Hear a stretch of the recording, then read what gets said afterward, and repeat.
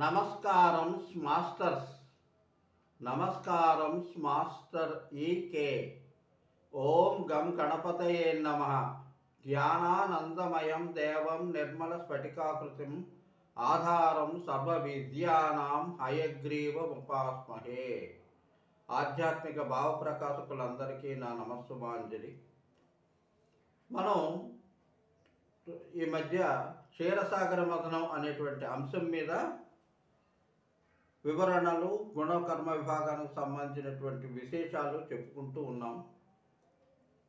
ఇప్పుడు ప్రస్తుతం దాని 4వ భాగానికి వచ్చాము. అయితే ఇక్కడ ఏమిటంటే క్షీరసాగర మథనం దేవతలు రాక్షసులు మదిస్తూ ఉన్నారు. అంటే వాసుకుని సర్పంగాను మందర పర్వతం వచ్చింది, విష్ణుమూర్తి వచ్చారు, ఆ మందర పర్వతాన్ని నిలబెట్టారు. తర్వాత పరమశివుడు కూడా రావాల్సిన ఆవశ్యకత వచ్చింది. అది ఆ ఘట్టమే ఇక్కడ. అంటే ఈ ఘట్టంలో ఏంటంటే చాలా ఎప్పుడైతే విష్ణుమూర్తి కూర్మావతారం దాల్చి మందర పర్వతాన్ని నిలిపాడో,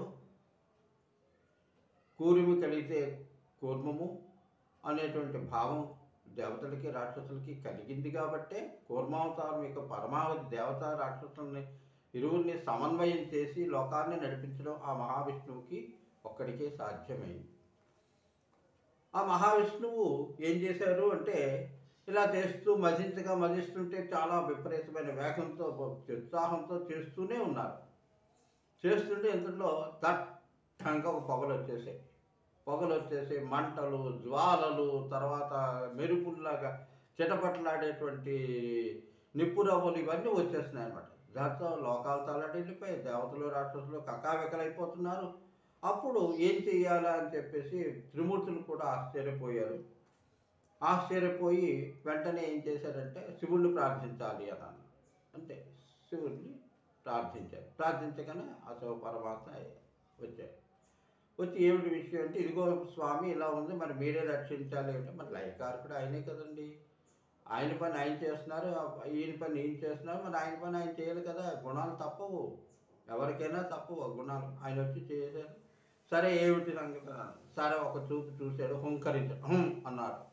అనగానే ఏమైంది, ఆ దట్టమైన పొగలన్నీ కూడా ఒక పెద్ద మేఘంలాగా అయిపోయి, నల్లటి మేఘం అయిపోయి అక్కడ నుంచి ఒక ఏనుగుగా తయారై, ఆ ఏనుగు అలా చూస్తూ ఉండగానే దేవతలు రాక్షసులు నిశ్చేతులైపోయి చూస్తూ ఉండగానే ఇంత హాలాహాలం కూడా ఏనుగైపోయింది, నల్లని ఏనుగైపోయింది.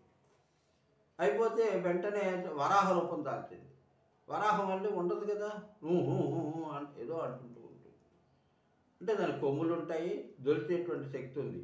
ఇలా వరాహం అయిపోయింది, ఏనుగు వరాహం అయిపోవడానికి ఇంకో రకంగా ఆలోచిస్తున్నప్పటికీ వెంటనే ఏమైపోయింది, కోకిల రూపం దాల్చింది. కోకిల రూపం దాల్చిన వెంటనే ఏమిటైంది, వెంటనే పరమశివుడి చేతిలోకి వెళ్ళిపోతూ ఒక నేరేడు పండులా వెళ్ళిపోయింది. పరమశివుడి చేతిలో ఇలా చేయి చాచాడు. చేయి చాచంగానే ఆ చేతిలోకి నేరేడు పండు రూపంలో వచ్చింది. ఆయన ఇలా అన్నాడు. అనగానే అది కిందకి వెళ్ళదు, మీదకి వెళ్లకుండా ఆయన చేశాడు. ఎందుకంటే దీనిలో ఒక ఆంతర్యం ఉంది. ఆంతర్యం సమయం వచ్చినప్పుడు చెప్పుకోవాలి తప్ప. అయితే ఇప్పుడు ఇక్కడ ఎన్ని రూపాలు వచ్చాయి? హలాహలము, తర్వాత రెండవది ఏనుగు, వరాహము, కోకిల కూడా నల్లగా ఉంటుంది కదండి. ఈ వరాహం కూడా ఆదివరాహము లాగా వచ్చింది. అయితే అక్కడ నల్లగా ఉంటుందా తెల్లగా ఉంటుంది, ఇక్కడ ప్రస్తుతం నల్లగానే ఉంటుందని అనుకున్నాం. వరాహమూర్తి అవతారం అయితే తెలుపు వస్తుంది, ఇదైతే నలుపు. ఎందుకంటే ఆ గుణకర్మ విభాగంలో లయకారకత్వం అంతా కాళికాదేవి యొక్క స్వరూపం. ఆ తర్వాత నేరేడు పండు ఎలా ఉంటుంది? నేరేడు రంగులోనే ఉంటుంది. మెజెంటా కలర్లో డార్క్ మెజెంటా అని అంటారు ఇంగ్లీష్లో. అయితే ఇలా మారడానికి కారణం ఎన్ని రూపాలు? మొదటిది హలాహలము, రెండవది ఏనుగు, మూడవది వరాహము, నాలుగవది కోకిల, ఐదవది నేరేడు పండు. అంటే 5 రూపాలు సంతరించుకుంది. దీనికి కూడా మనం చెప్పుకోవాలంటే, దీని విశేషం కూడా చెప్పుకోవాలంటే జ్యోతిష శాస్త్రానికి సంబంధించిన వివరాలు కూడా ఇందులో ఉన్నాయి. అయితే ఇక్కడ మనం గుణకర్మ విభాగాన్ని అనుసరించి చెప్పుకుంటున్నాం కాబట్టి హాలాహలమైనటువంటిది తమోగుణ సంపన్నం. ఆ తమోగుణంలో మొట్టమొదట హయ్యెస్ట్ యానిమల్ మేనిఫెస్టేషన్లో ఏనుగు అనేటువంటిది.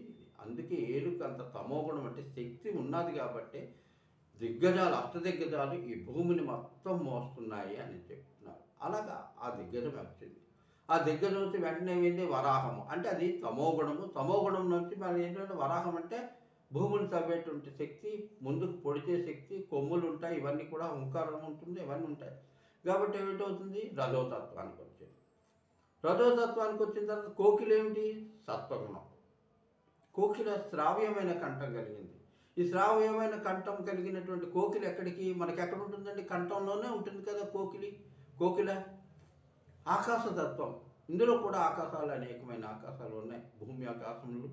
ఏంటంటే ఇక్కడ ఇది ట్రాన్స్ఫరెన్స్ అనేటువంటి ఓ విభాగానికి ఆధిపత్యం వహించేటువంటి బుధుడు ఆస్ట్రాలజీలో చెప్పుకోవచ్చు. ఆ బుధునికి సంబంధించినటువంటి శక్తులన్నీ ఇక్కడ ఇమిడి ఉన్నాయి. అది అమ్మవారు. అయితే ఆ కోకిల ఏమైపోయింది వెంటనే నేరేడు పండు రూపంలో. అంటే కోకిల్ని మింగేశాడా? మింగగలడు కదా, అందుకని నేరేడు పండు రూపంలో. నేరేడు పండు రూపం ఎందుకు వచ్చింది అంటే నల్లగా వచ్చింది. నేరేడు పండు మన నేరేడు వృక్షం అంటే దేవతా వృక్షం. ఆ దేవత ఎవరండి? కోకిలే. ఆ కోకిల ఎవరండి? మీనాక్షమ్మ. ఆ మీనాక్షమ్మ ఆ కోకిల్ని ఎక్కడ దాచి కంఠంలో దాచుకుంటాడు. ఇది నీలకంఠుడి యొక్క చరిత్ర.